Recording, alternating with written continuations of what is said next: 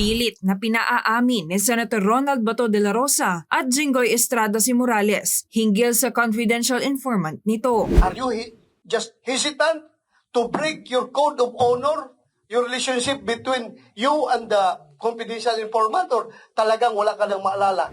Kasi your reputation is at stake here. He or she. Your Honor, mahirap kasi kung i-divulge ko yung kasarian ng confidential informant. Your Honor, makakanib ang buhay nun. Hindi ko ilalaglag yung mismo pagkakakilanlan ng tao. Hindi nagpatinag ang dating PIDEA agent na si Jonathan Morales sa pagtanggi niyang isiwalat ang identity o pagkakakilanlan ng confidential informant na nasasangkot kay Pangulong Bongbong Marcos, aktres na si Maricel Soriano at ilang iba pa sa paggamit umano ng iligal na droga noong 2012. Batay ito sa pre-operation report na pirmado ni Morales. Sa ikalawang pagdinig ng Senate Committee on Public Order and Dangerous Drugs ukol sa PIDEA leaks, pilit na pinaamin ni Senator Ronald Bato de la Rosa at Jinggoy Estrada si Morales hinggil sa confidential informant nito. Are you just hesitant to break your code of honor, your relationship between you and the confidential informant, or talagang wala ka nang maalala? Kasi your reputation is at stake here. Your Honor. Your reputation is as a resource person is at stake here.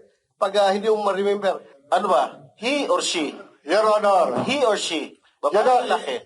Iginit naman ni Morales na siguradong malalagay sa panganib ang buhay ng confidential informant kung babanggitin niya ang kasarian nito.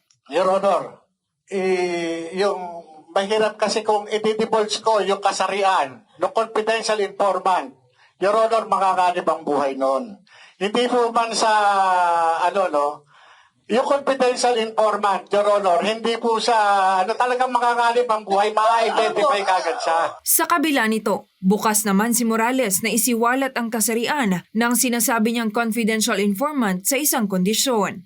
Kung bibigyan niyo po ako ng pahintulot na i-reveal ko yung kasarian ng confidential informant na wala akong mababiolate na constitutional rights ng tao, ipagkakaloob ko po. Paulit-ulit namang sinabi ni Morales na hindi na niya matandaan pa ang pangalan ng confidential informant ng naturang PIDEA leaks.